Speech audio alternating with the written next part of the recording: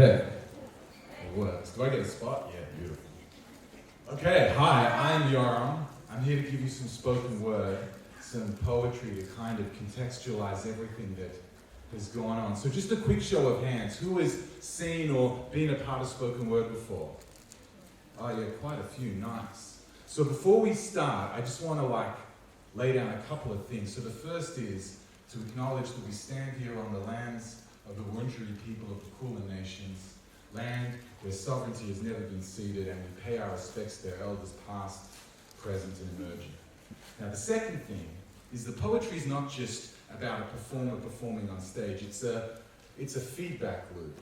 It's the words and the reactions together, like a writer and a reader, or a DJ and a dancer, or a congregation and a preacher. The speaker and the listeners together generate the art between all of us. So there's a few ways that we interact with poetry. The first one is to click. Does everyone know how to click? Yeah. So when a poet, not just me, but any poet says something that really makes you, yeah, that's right, you click. Let me hear the clicks.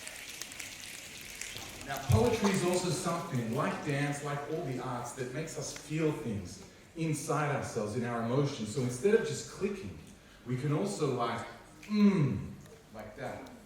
Yeah. And the last one is if you're really feeling something, you can just scream something out. Like, yes. Yeah. So I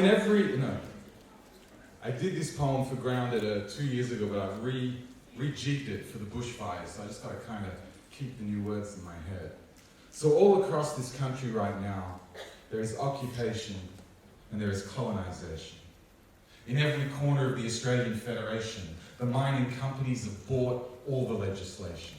And they are rebranding the citizens of this nation as commodities of corporations. They don't see us as free people, just free markets, mass populations. We are open for business and ready for exploitation, all part of a single global slave plantation that's across every country, and it's infected every nation. Because in every country there is income inequalities. In every country, power disparities. In every country, a very, very small group who have a lot, and a much bigger group who have not. There's no longer this first world and third world. There's now just a rich world and a poor world. And it's living shoulder to shoulder and side by side in the same countries and the same cities, and sometimes even on the same streets. And if you think that is bad, what we are doing to this planet should break your heart. Because everything our scientists are telling us is true. The planet is warming. The species are dying, the bushfires are burning, and our government is lying. And while our Prime Minister equivocates over whether we're changing the climate, they are farming our oceans fish free.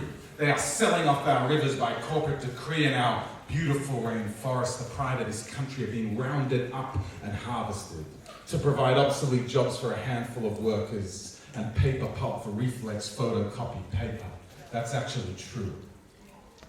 Our barrier reefs are being bleached, our rainforests are chopped, our breathing air is smogged, and the animals have gone through a holocaust.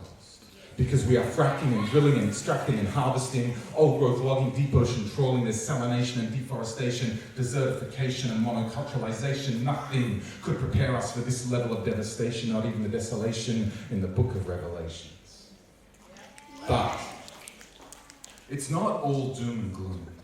Because there's a lot of incredible, amazing things going on in the world simultaneously to all of this darkness. Like we have space-based telescopes and clean energy power plants and life-extending medical implants and computers that can think, like our own neural pathways and the 3D printing of organs and arteries. And we're going to control things just through our thoughts while we sit in our driverless cars and ride on commercial airplanes that'll fly to the stars, powered by artificial intelligence and clean, free energy, all beamed in holographic virtual reality. You see, in the midst of all of the badness that's going on, there are all these signs that the human being and the human mind is this incredible, amazing thing, and there is literally nothing that we can't achieve if we all work together.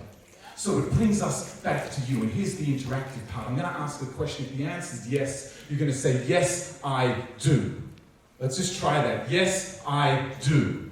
Yes, I do. Do you want to save the world? Yes, I do. Do you want to change the world? Yes, I Do you want to help prevent the end of this world? do. Yes, I do. Because Superman is not going to come and save us, and there's no Batman who can be brave for us, and even Jesus is not going to come back to redeem us, because this time it is only up to us. Thank you.